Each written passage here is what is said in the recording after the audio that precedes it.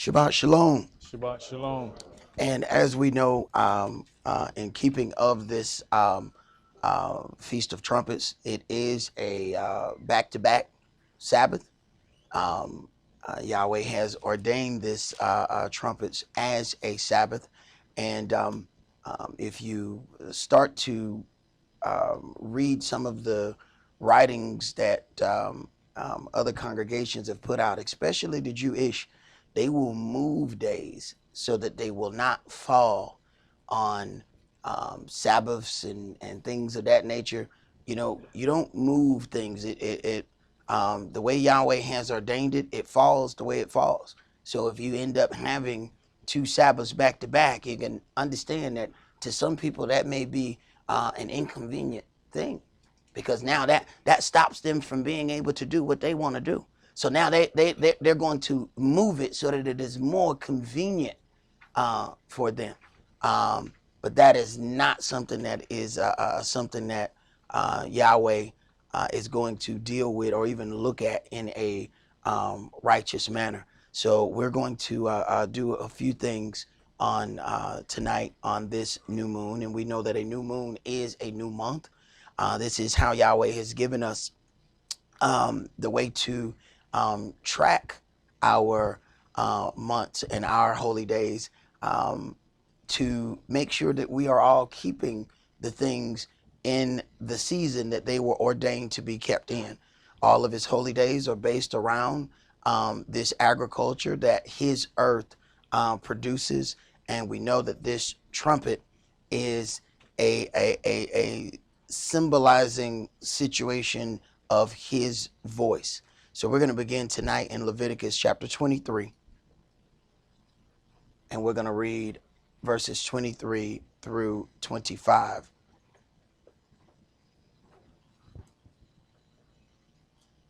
Leviticus chapter 23 and verse 23. And Yahweh spake unto Moshe, saying, Speak unto the children of Israel, saying, In the 7th month, in the 1st day of the month, shall you have a Sabbath, a memorial of blowing of trumpets, an holy convocation. So a holy convocation means that it is a Sabbath. It is in the 7th month, in the 1st day of the month. So then the 1st day of the month is new moon. New moon is when there is alignment between the sun, the earth, and the moon. The moon will be completely dark. That is alignment. That is when the new moon is. That is the 1st of the month. In the 7th month and the 1st day of the month, you shall have a Sabbath, and it is a memorial of blowing of trumpets. And of course, when we see holy convocation, we know that that is a holy gathering. Now, anybody can gather, but to get the holy part right, there are some things that we have to do to make sure that it is a holy convocation that is being kept. Go ahead. You shall do no servile work therein, but you shall offer an offering made by fire unto Yahweh. All right, now let's go to Exodus chapter 19.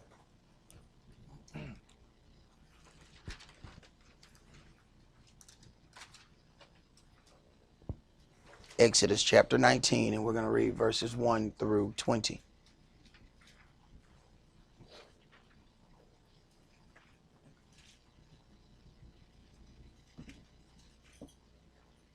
Verse 1.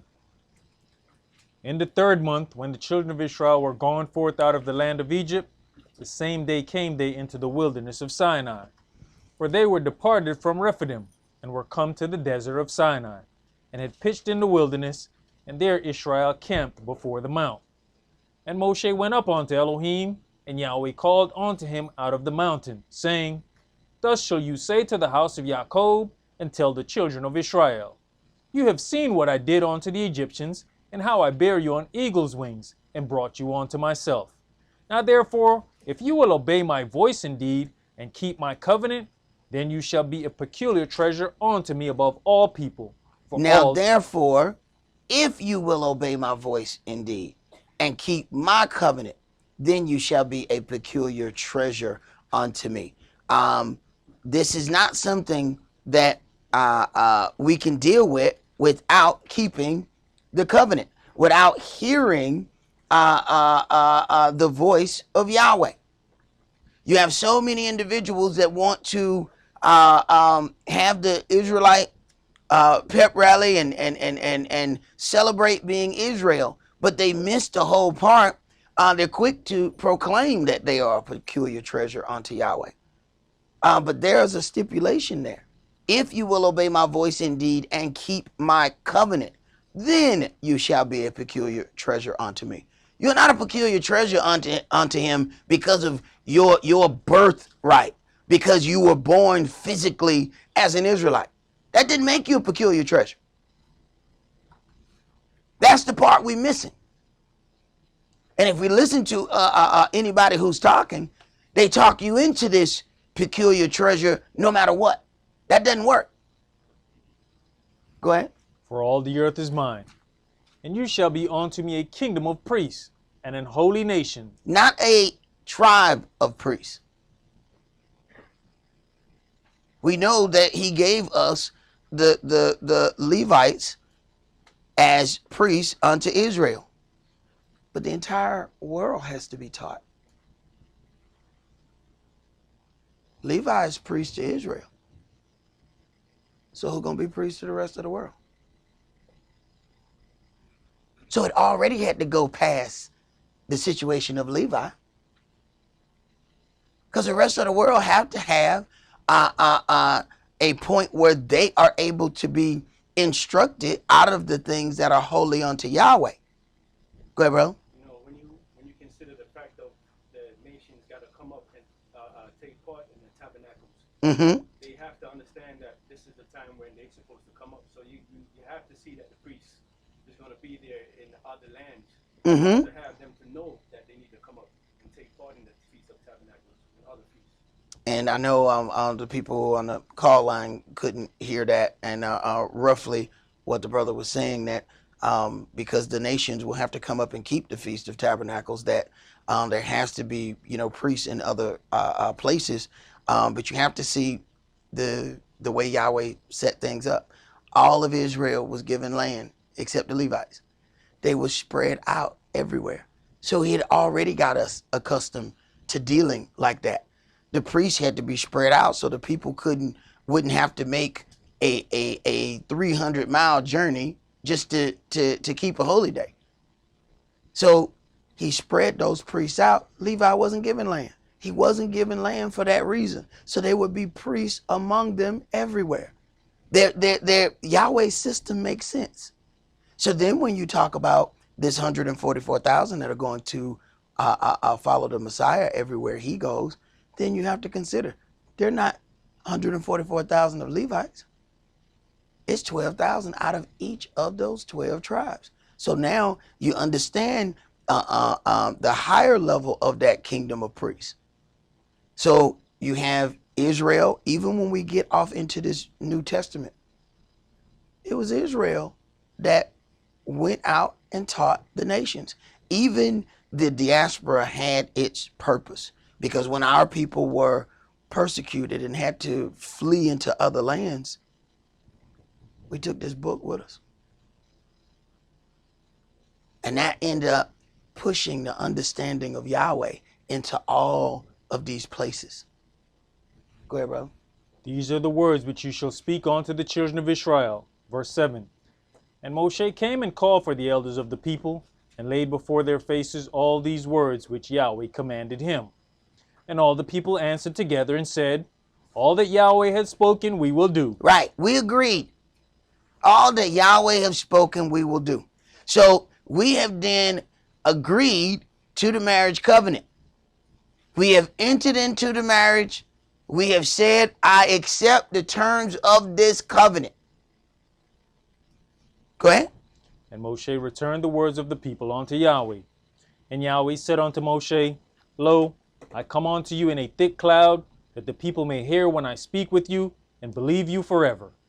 And Moshe told the words of the people unto Yahweh. So, and Yahweh said unto Moshe, lo, I come unto you in a thick cloud, that the people may hear when I speak to you. When you read off into the things of signs, Yahweh said a sign is not for believers. Signs are for unbelievers. So understand at this point of the game, Israel is likened unto an unbeliever. He know Moshe believing. But he said, I'm going to have to show them something. Because although they following you out here, there's a whole lot of unbelievers here. So I'm going to speak to you and come to you in this thick cloud that these people will believe what you are saying. And we can read by the things that he ran into. No matter how many miracles he did, no matter how many miraculous things were shown unto them, they still had a heart of unbelief. And signs and wonders still didn't change that. Go ahead. And Yahweh said unto Moshe, Go unto the people, and sanctify them today and tomorrow, and let them wash their clothes, and be ready against the third day. For the third day Yahweh will come down in the sight of all the people upon Mount Sinai. So Yahweh will come down in the sight of all the people upon Mount Sinai. So then before you can take part in that, you need to sanctify yourself.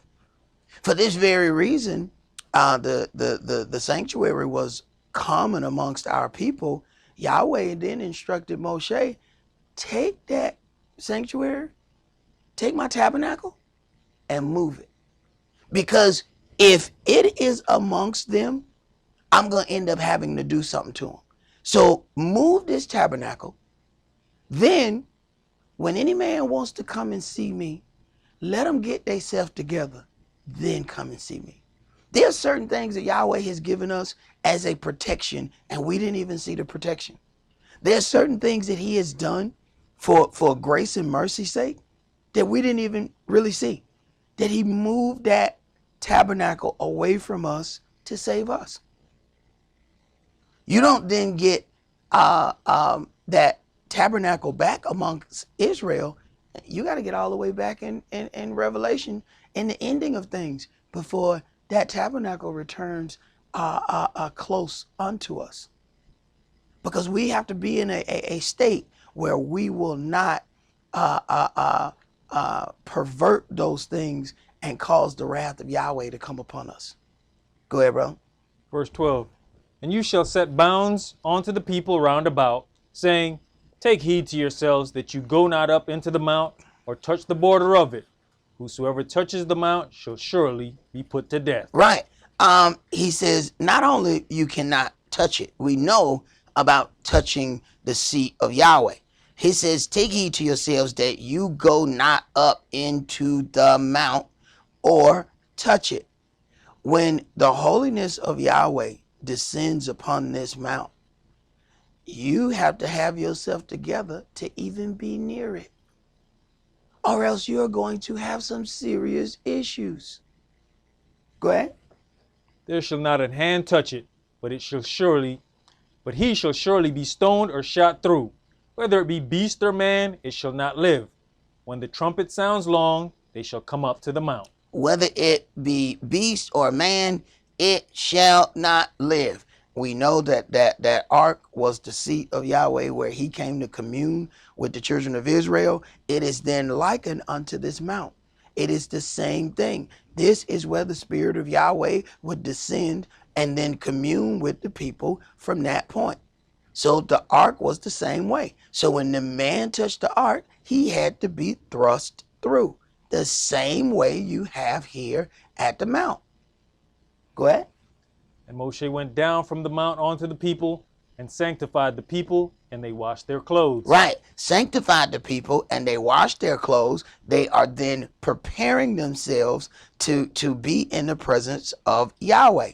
And in verse 13, it says, when the trumpet sounds long, they shall come up to the mount. So then the people are instructed by the trumpet. The trumpet represents the voice of Yahweh. We are not keeping a holy day about a musical instrument. See, when people had, they don't really know anything. Oh, y'all keep trumpets? Well, what about drums? Y'all keep those too? Y'all keep that? Y'all have cornet day? What is that? See, this is not about a musical instrument. And believe it or not, you'd be surprised at how many Hebrews have no idea that the trumpet represents the voice of Yahweh our Elohim. They're too busy having shofar blowing contests. They're having contests on this day. It has turned to a little festival for them. They don't understand that this is the voice of Yahweh. This is a voice of obedience. You move when you hear it. Why do you think the hurricane sound is a horn? When they start blowing that horn, they're like, if you don't leave, you finna die. You are supposed to be startled when you hear this horn. Go ahead, bro. Verse 15. Hey, man. Hey, sit down, boy. He's falling asleep. Let him fall asleep here, little boy. He's about to fall out the chair. Lay down, little boy. Look at that face. Boy, you can tear that thing up, can't it? He'll be all right. Look, he hit the floor before. And broke his arm, got right back up. That boy tough. You can't do that to him. Go ahead, man. Verse 15. And he said unto the people, be ready against the third day. Come not at your wives. And it came to pass on the third day in the morning that there were thunders and lightnings, and a thick cloud upon the mount, and the voice of the trumpet exceeding loud. So when you read this, and sometimes we read it and we go right through it, you have to start putting these side by side and putting each thing with it. There were thunders and lightnings. And we don't consider, okay, you see a little thunder and lightning. Okay, we used to that. Now, there's some thunder that'll make you run somewhere that you don't really know where you're running to. There's some thunder that will shake your innards that you really don't know what's happening. Understand, you got to understand the magnitude of what's happening here. There are thunders and lightning. At a certain level of thunder and lightning, you can't even sleep by yourself no more. All your kids end up in your room. And at a certain point, you want them now too. Look, I ain't want to sleep by myself. He's like, I was a little scared too, baby, hold me. Right. See, I hadn't heard one of those in a long time. And I heard one and it scared me that it scared me. You know, because I hadn't been scared by thunder in a long time. You know, we supposed to be men. You know what I'm saying? You know what I'm saying? I ain't scared of no thunder, I'm a man. And the wrong thunder came. I was hugging myself before this thing. I was like, good God, what was that? Right? So we read this and we read it from a place of comfort. Let me tell you something. The right thunder happened. It's going to get your attention. Now, we ain't even getting to the lightning part yet. We're just talking about the thunder. Now, I remember one day we were reading and we were talking about what I had mentioned that day, how they would run all of the people out of the projects and they set up the golf course right over there on East Lake Golf Course, where Tiger Woods went and played. That same day we mentioned that. I got home, there was a news article that lightning struck at the golf course, and you can see the whole part of fire shooting out the sky, hit a tree, sent like 5 or 6 people or something to the hospital. In the middle of the golf course, right where they ran us out of town, they told us they were going to make some better living conditions. It was so better that we couldn't get back over there. Oh, they made it better. It just wasn't better for us. And you find out, lightning ain't nothing to play with. We're talking about fire shooting out of the sky. In the video, it shows fire coming down in this lightning, hitting the ground, hitting this tree, and you see this huge thing of smoke and fire. And this is just one incident. Okay? Understand this will be continually happening. This is not a situation where you hear one thing of thunder and you see one flash of lightning. No, we're talking about continuous happening. All right? Go ahead. So that all the people that was in the camp trembled. Right. All the people in the camp tremble. Now, we done read about Israel. We done read about the 12 tribes of Israel. We got some mean, thugged out killers up in there. Yeah, they shaking too. They scared. The power of Yahweh ain't nothing to be played with. But you can tell that people don't understand the power of Yahweh because every time you turn around, people say, I talked to God last night. You really don't understand the power of Yahweh. That ain't nothing you want to keep coming in contact with. Moshe came in contact with it, and the more he came in contact with it, it changed his countenance. He didn't even look the same. Yet people want to toy like they come in contact with Yahweh all the time. Go ahead. And Moshe brought forth the people out of the camp to meet with Elohim. And they stood at the nether part of the mount. And Mount Sinai was altogether on a smoke, because Yahweh descended upon it in fire. And the smoke thereof ascended as the smoke of a furnace, and the whole mount quaked greatly. Right. Consider that. Yahweh is trying to show the children of Israel his power so that they will learn to fear him. He said, I'm going to do this that the people learn to believe you. Then, bringing all of this, having this, Mount Sinai was altogether on a smoke because Yahweh descended upon it in fire. So we're talking about fire coming down upon a mountain, an exceeding amount of smoke, and the mountain shaking greatly. So now we got an earthquake mixed in with smoke, fire, thunder, and lightning. And people say, I talked to Yahweh last night. No, brother, I don't want to talk to Yahweh in that manner. Let him send somebody else to talk to me. I don't want to talk. This is not a conversation that I would like to be a part of. Fire coming down out of heaven. And people swear, oh, I talked to him. No. Don't talk. Send somebody to talk to me. This ain't nothing I want to run into. Go ahead. And when the voice of the trumpet sounded long and waxed louder and louder. Louder and louder. So now, after all of this, now the voice of the trumpet sounds long. So you already got enough going on. Now let's add this loud part of the trumpet into this mix. Go ahead.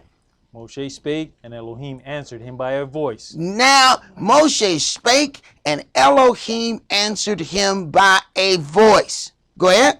And Yahweh came down upon Mount Sinai on the top of the mount. And Yahweh called Moshe up to the top of the mount, and Moshe went up. This is the difference between Moshe and the rest of the people. With all of that going on, he walked into fire and smoke. He walked into a situation where the trumpet is getting louder and louder and louder. And he walked toward it. This is a great power that Yahweh is showing to the children of Israel, but you cannot approach unto that power any kind of way. He said, behold, I send an angel to go before you, to lead you in the way. Beware of him. Do not provoke him, for he will not pardon your transgression, because my name is in him. So even when people talk about they spoke to Yahweh, what you spoke to was an angel. If at most you had that conversation. But the angel has the right to speak in the name of Yahweh. That's the power that was given him as a servant of Yahweh. And what he declares, thus says Yahweh. In other words, this is what Yahweh said. Let's go to Numbers chapter 10.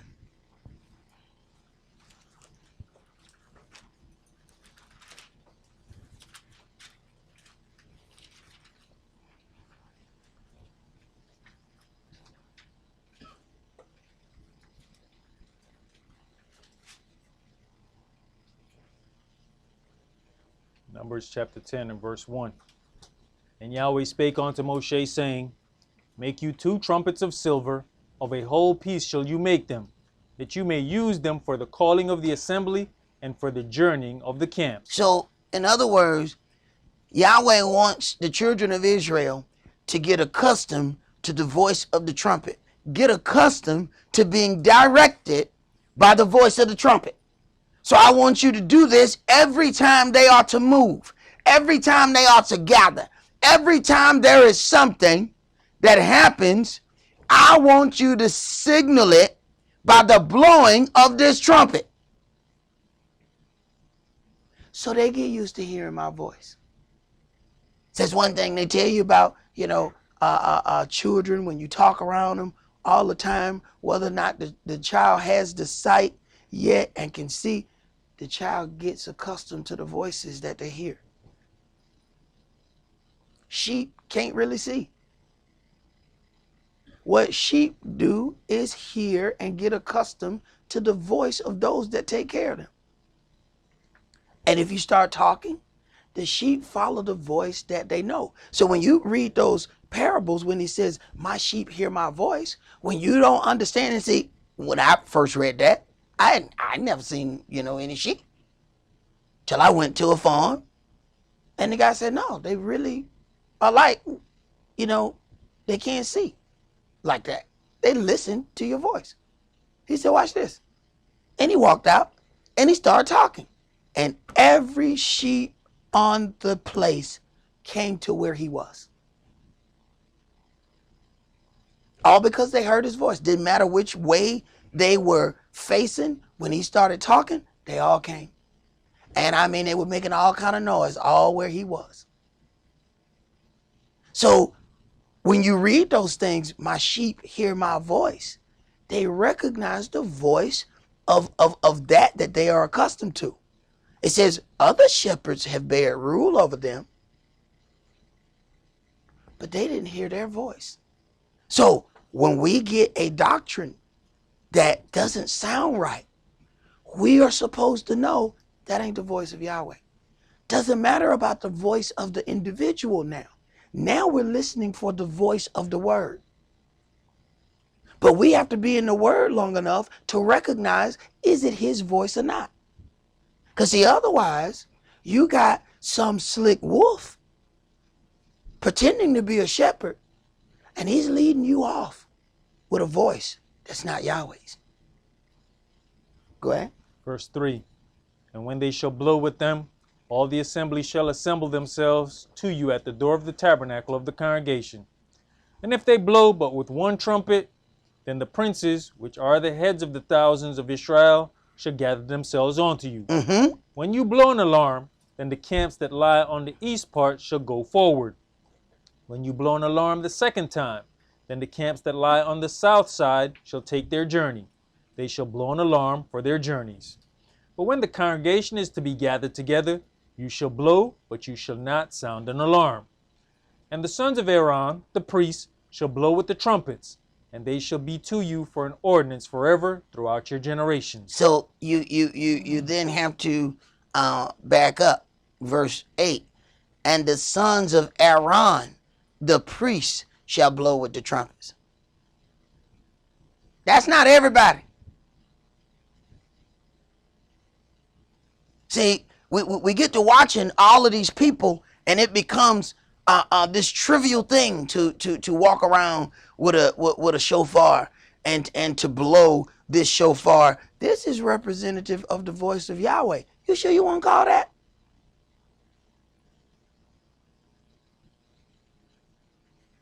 See, people playing some games, and you mess around, and Yahweh show up for real. What you gonna do? Oh, I was just playing. I didn't want you. I didn't know you was going to come for real, first of all. I'm so sorry. Please go back where you came from.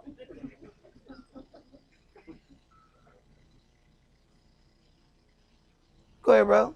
And if you go to war in your land against the enemy that oppress you, then you shall blow an alarm with the trumpets, and you shall be remembered before Yahweh your Elohim, and you shall be saved from your enemies.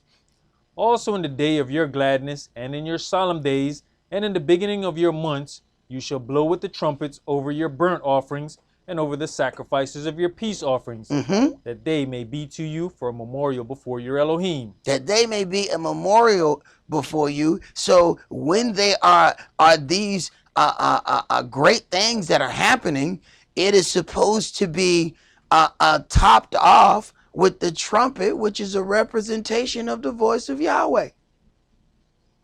This is how we move. Go ahead. I am Yahweh, your Elohim. All right. Let's go to Leviticus chapter 25. And when we understand also this thing of the trumpet, if we deal with what happened to the wall in Jericho, we see that it was these shofars that were blown to bring forth righteous judgment unto those individuals that Yahweh wanted to punish. And that was brought forth with the blowing of those trumpets. But you also have priests dealing with those things as well, not just something that is done haphazardly. See, if you go off and start looking at some things on the internet, you're going to run into a whole lot of people blowing a bunch of kadoos, which come from an African antelope, because that's what the Jewish blow, and it's a much easier horn to blow. See, if you just trying to do some show out, you won't get you a kadoo, because it's gonna sound pretty good. You got to work to blow that ram's horn. So y'all don't be giving these brothers a hard time when they get to blowing and they be like, you be like, was that a cat? You know what I'm saying? They have to get that thing going. It's a little bit harder to blow than that kadoo. They get that kadoo, they can blow from here to people can hear them in 3 states over. Yeah, we got to give these brothers a break. They blowing the right horn here. Okay? So if a few cats is outside at the door, y'all know why. We're gonna get it right. Go ahead, brother. Leviticus chapter 25 and verse 8. And you shall number 7 Sabbaths of years unto you, 7 times 7 years, and the space of 7 Sabbaths of years shall be unto you 49 years. Then shall you cause the trumpet of the Jubilee to sound on the 10th day of the 7th month. In the day of atonement shall you make the trumpet sound throughout all your land. You shall cause the trumpet of the Jubilee to sound on this 10th day. Now, this is the Day of Atonement. The Day of Atonement is the reconciliation of things, so that when Yahweh makes reconciliation on this atonement, then the trumpet is blown to signify freedom. This is the trumpet that Yahshua is going to blow when he returns, sending everybody back to their own land and ultimately freeing the children of Israel. It still goes according to what's written in the beginning of this book. We get into Jeremiah 50 and Jeremiah 51. You talk about it's mentioning all of these people going back to their homeland. Yahweh is setting forth. He said, when this trumpet blow, they gonna go back. Because the trumpet signifies the voice of Yahweh, and you move when you hear the voice of authority. Keep reading, brother. And you shall hallow the 50th year, and proclaim liberty throughout all the land unto all the inhabitants thereof. It shall be a jubilee unto you, and you shall return every man unto his possession, and you shall return every man unto his family. Right. So when Yahshua blows this jubilee trumpet, he really means it. Send every man back to his family. Send every man back to the land that belongs to his folks. See, we didn't come from here. This ain't our land. We just strangers and sojourners here. So when Yahshua blows that jubilee trumpet, it is time for all of us to go back home. Go ahead. Keep going. A jubilee shall that 50th year be unto you. You shall not sow, neither reap that which grows of itself in it, nor gather the grapes in it of your vine undressed. For it is the jubilee, it shall be holy unto you. You shall eat the increase thereof out of the field.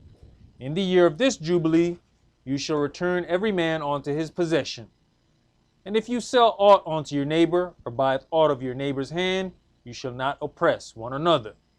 According to the number of years after the Jubilee, you shall buy of your neighbor, and according unto the number of years of the fruits, he shall sell unto you. All right. Let's go to Revelation chapter 8.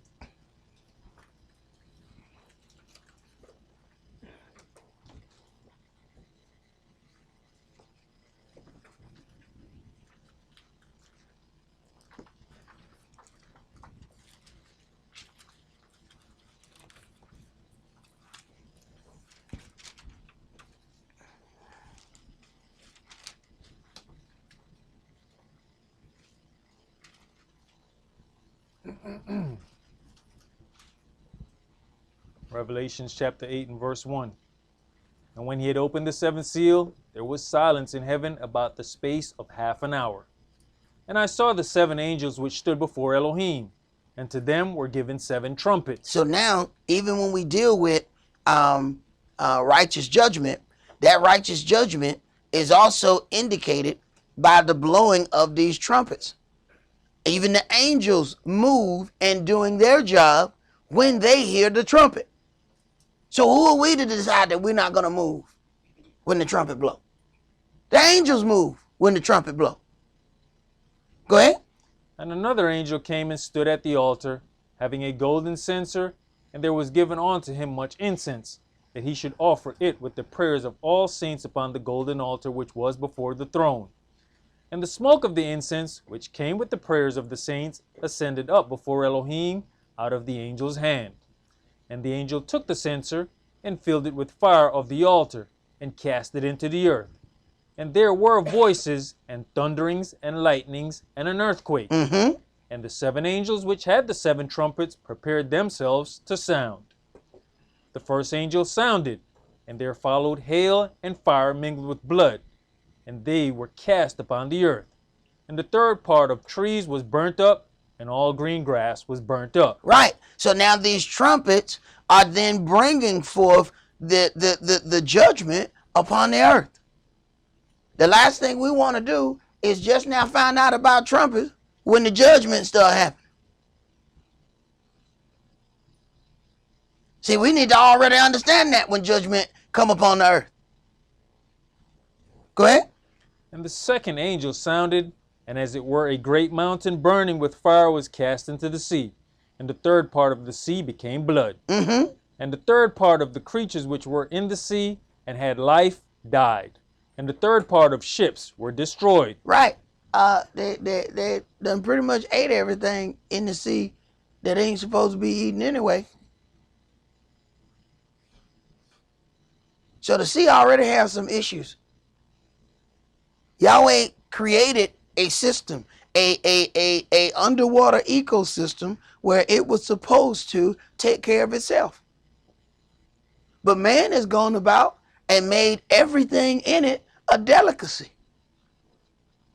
They give it fancy names, and we pay all kind of money to go eat it.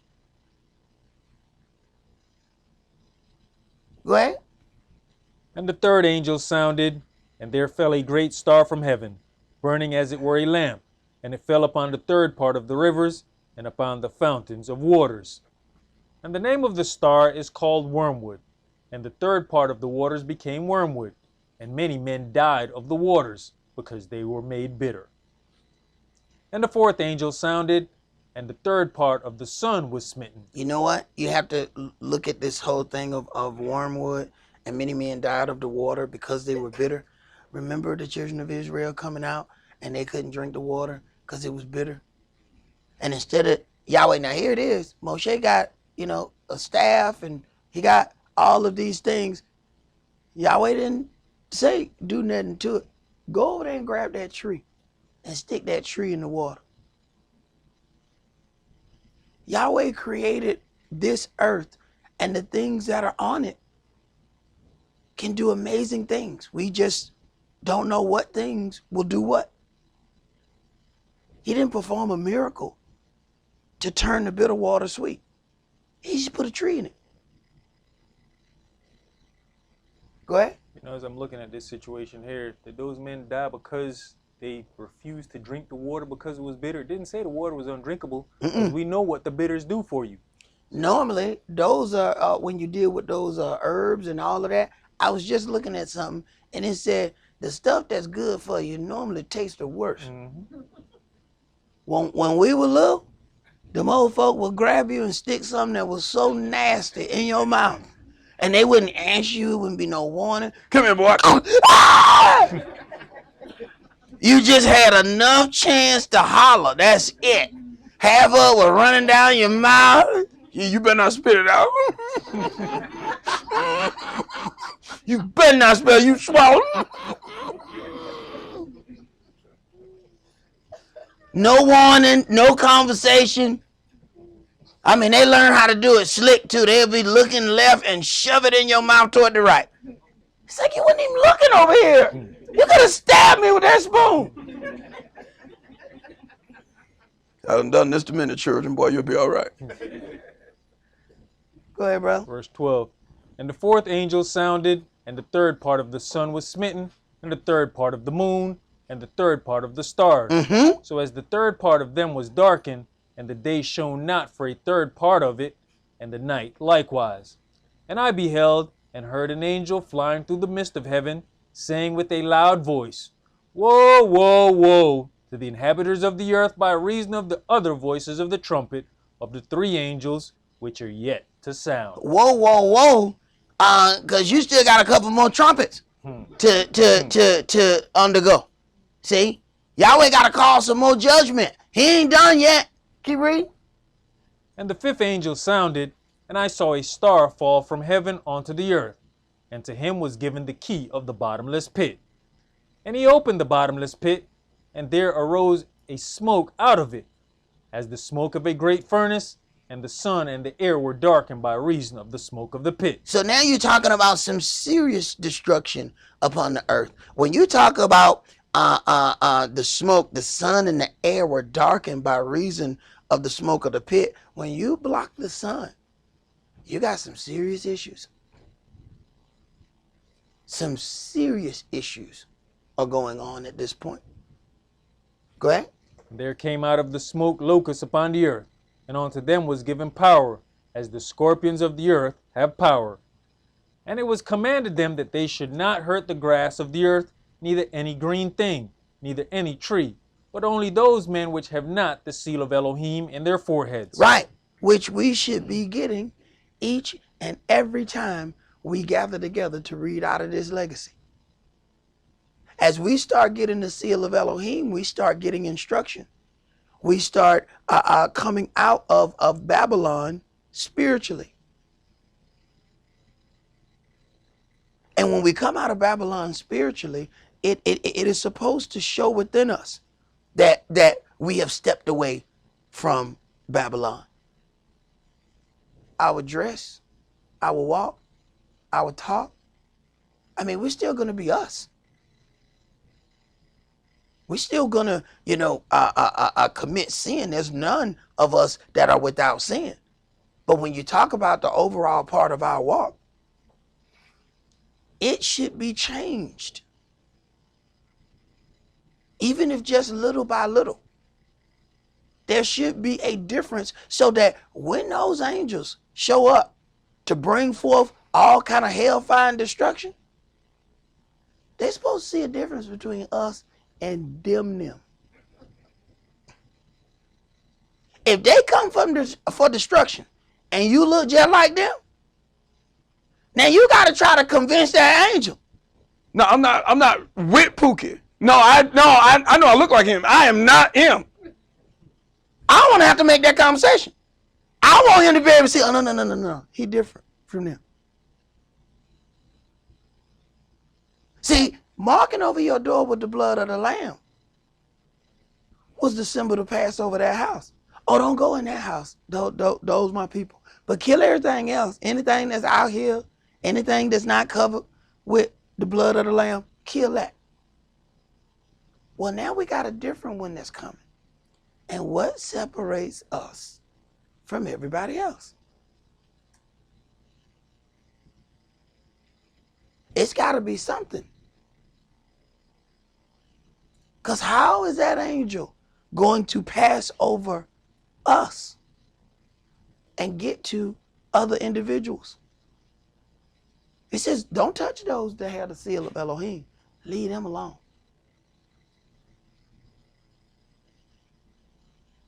Let's go to 1 Corinthians chapter 15.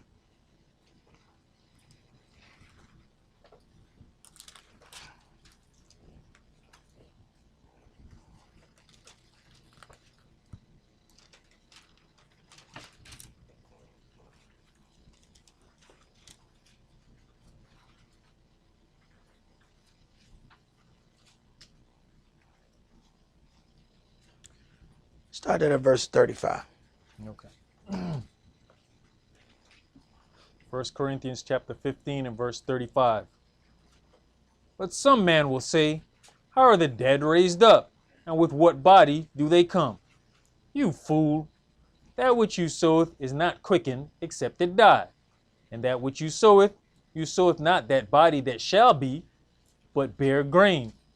It may chance of wheat, or of some other grain.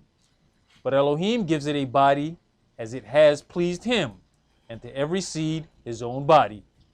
All flesh is not the same flesh, but there is one kind of flesh of men, another flesh of beasts, another of fishes, and another of birds. There are also celestial bodies and bodies terrestrial. Heavenly and earthly. Go ahead. But the glory of the celestial is one, and the glory of the terrestrial is another. There is one glory of the sun, and another glory of the moon, and another glory of the stars. For one star differeth from another star in glory. So also is the resurrection of the dead. It was sown in corruption, it is raised in incorruption. It is sown in dishonor, it is raised in glory. It is sown in weakness, it is raised in power. It is sown a natural body, it is raised a spiritual body. There is a natural body and there is a spiritual body. And so it is written, the first man Adam was made a living soul. The last Adam was made a quickening spirit. Howbeit, that was not first which was spiritual, but that which is natural. And afterward, that which is spiritual. Right. The same with us. We have a natural birth, and then we have that spiritual birth, especially when you talk about that birth of this baptism. We then begin our spiritual birth at that point. Go ahead. The first man is of the earth, earthy. The second man is the Adonai from heaven. As is the earthy, such are they also that are earthy. And as is the heavenly, such are they also that are heavenly. And as we have borne the image of the earthy, we shall also bear the image of the heavenly. Now this I say, brethren, that flesh and blood cannot inherit the kingdom of Elohim, neither does corruption inherit incorruption. Behold, I show you a mystery. We shall not all sleep, but we shall all be changed. In a moment, in the twinkling of an eye, at the last trump, for the trumpet shall sound, and the dead shall be raised incorruptible, and we shall all be changed. So now you're talking about the real spiritual body at this last trump. For the trumpet shall sound, and the dead shall be raised incorruptible. So even the dead hear the voice of Yahweh. Go ahead. For this corruptible must put on incorruption, and this mortal must put on immortality. All right. Let's go to Ezekiel chapter 33. And this is going to be the last one that we're going to read tonight.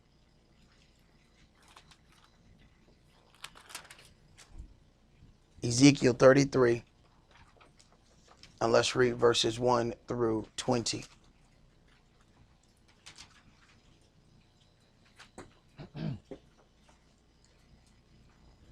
Again the word of Yahweh came on to me, saying, Son of man, speak to the children of your people, and say unto them, when I bring the sword upon a land, if the people of the land take a man of their coast, and set him for their watchman, if when he sees the sword come upon the land, he blow the trumpet, and warn the people, then whosoever hears the sound of the trumpet, and takes not warning, if the sword come and take him away, his blood shall be upon his own head. Right. Whosoever decides that they don't want to listen to Yahweh, their blood shall be on their own head. And to establish that, he gives us a natural situation where the person that warns of danger warns by the blowing of the trumpet.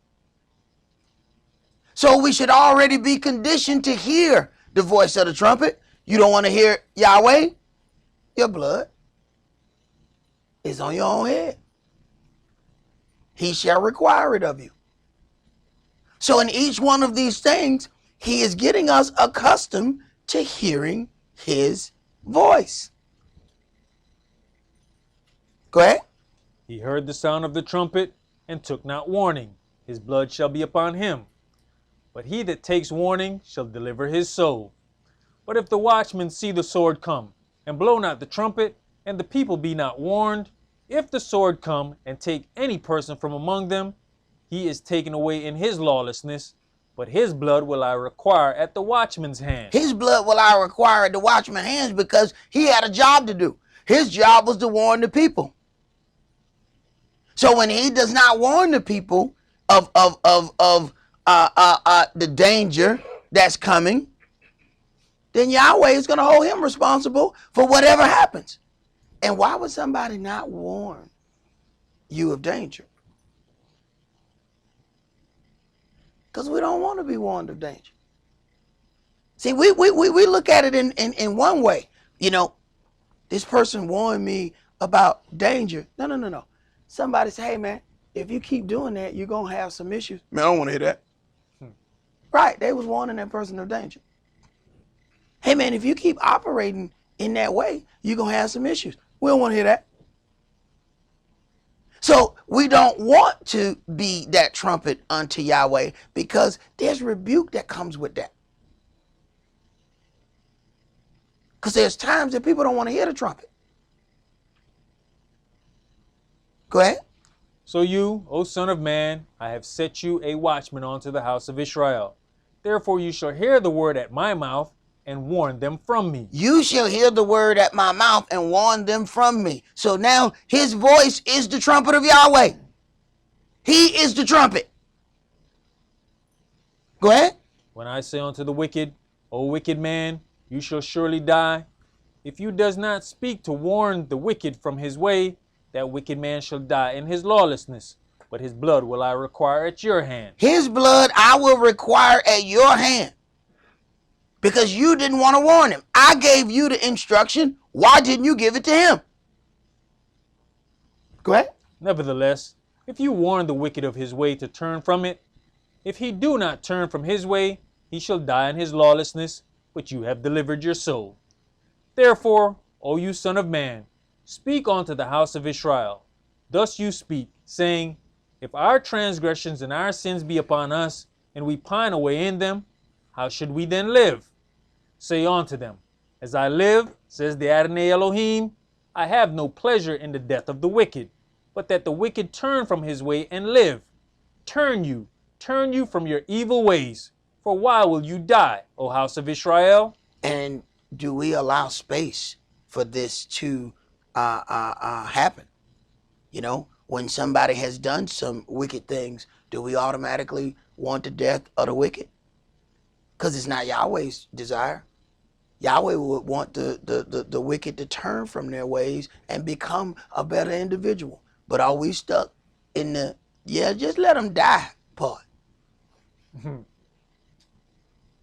But we read earlier, when someone is overtaken in a fault, can you restore such a one in meekness, considering yourself? So what happened when it's you? You gonna utter death on yourself too? I've done such and such, Yahweh, I should die tonight. I ain't never heard that yet. But I've heard about all types of punishment for other individuals. I ain't heard of a one yet. Kill me tonight, Yahweh. I've been sinful. I ain't heard that one. I've heard all kind of stuff about other people, though. Oh, I done heard all kind of stuff about other people.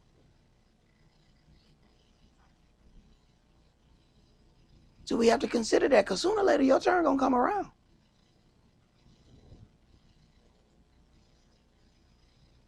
See, when Nathan brought this situation to Dawid, he talked to him. Man, there was this man that, you know, he brought travelers unto town, and he had many sheep, but he didn't use none of his little sheep. He took this one man's little ewe lamb and sacrificed it for this traveler.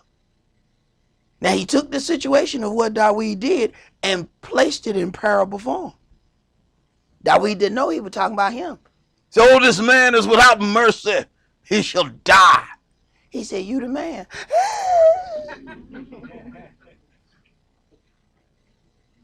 I'm talking about you. You did it.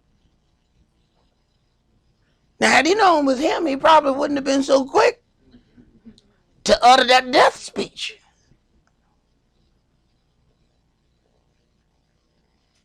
Go ahead, bro. Verse 12. Therefore, you son of man, say unto the children of your people, the righteousness of the righteous shall not deliver him in the day of his transgression. As for the wickedness of the wicked, he shall not fall thereby in the day that he turns from his wickedness. Neither shall the righteous be able to live for their righteousness in the day that he sins. When I shall say to the righteous that he shall surely live, if he trust to his own righteousness and commit lawlessness, all his righteousness shall not be remembered, but for his lawlessness that he has committed, he shall die for it. In other words, you burnt up your works. See, a lot of times we count works from 1984. No, you burnt those up in 1985. This is why you got to keep working. You celebrate that work. Oh man, that was a good work. Now keep working. Because you counting some stuff, and it's like having a bank account. Many a times I don't felt good. Why did the account look good? And then a couple bills showed up. What happened? What happened? Go back in there. Somebody done robbed me. Somebody done robbed me. Because I had some money in here. Yeah. Then I go back. I was, oh, okay. Oh. Okay, so that was that bill. Okay, that was this bill over here. Oh, I forgot I even bought that. Oh, man.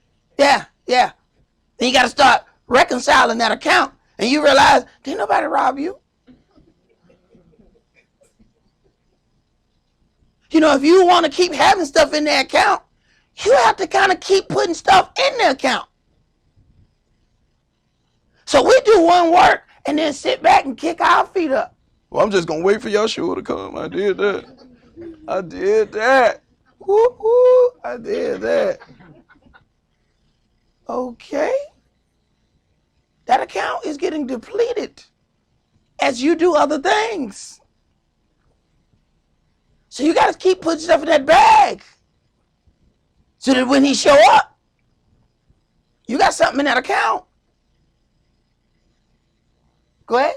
You know, this whole verse 13 kills that whole theory about there's nothing you can do to lose your salvation. Oh my God, brother, there's so many things that kill that there's nothing you can do to lose your salvation.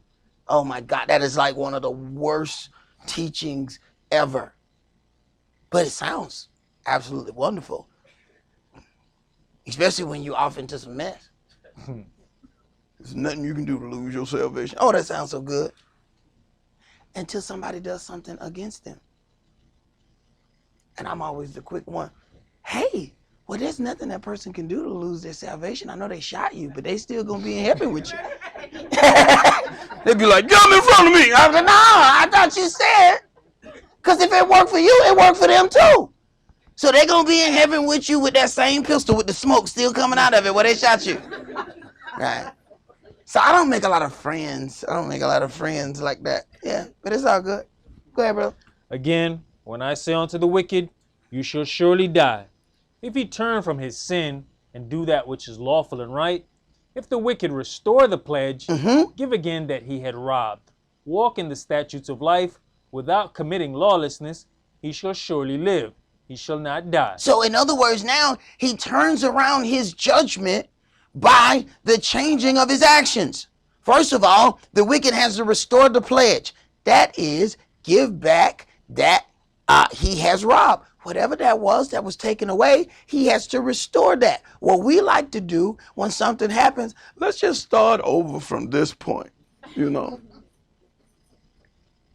yeah, but you stole $25,000. I know, let's just let bygones be bygones and we can start over from today. No, that ain't gonna work. Because my account looked funny. We can't just start over from today. Somebody got to replace this $25,000. So to make that right, the wicked has to restore the pledge. And a lot of times we see some, we say wicked. Wait a minute, I ain't wicked. You know, I mean, I might have done something that was bad.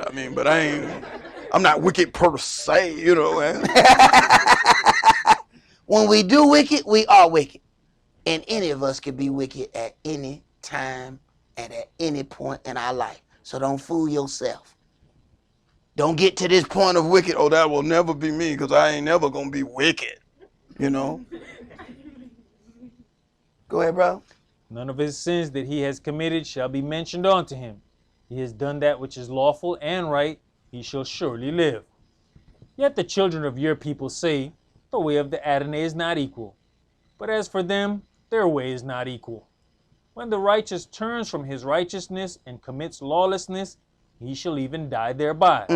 But if the wicked turn from his wickedness and do that which is lawful and right, he shall live thereby. In other words, if the wicked changes their life, they get that thing that they call in the court of law, what they tell you, you get the First Offender Act.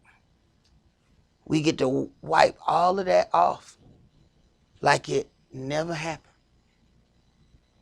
Yahweh has one of those redemption programs.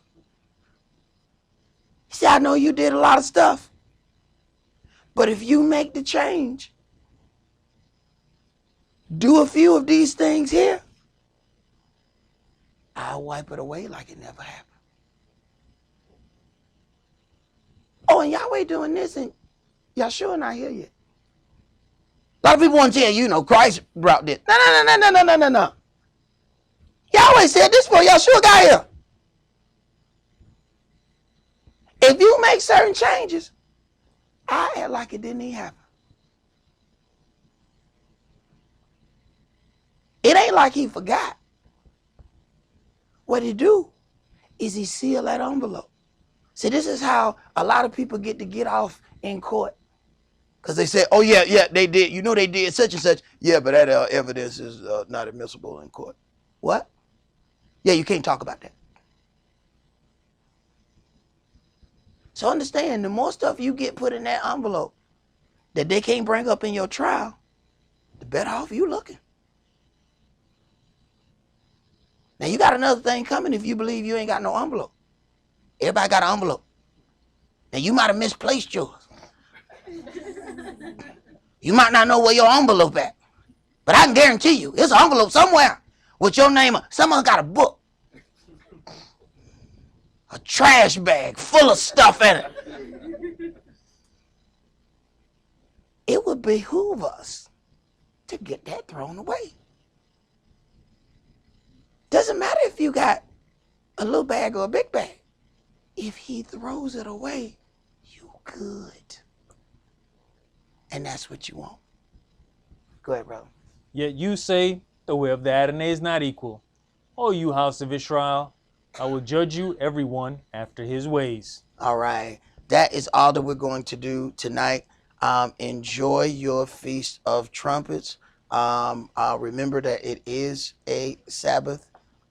Enjoy your Sabbath. Shabbat Shalom. Shabbat Shalom.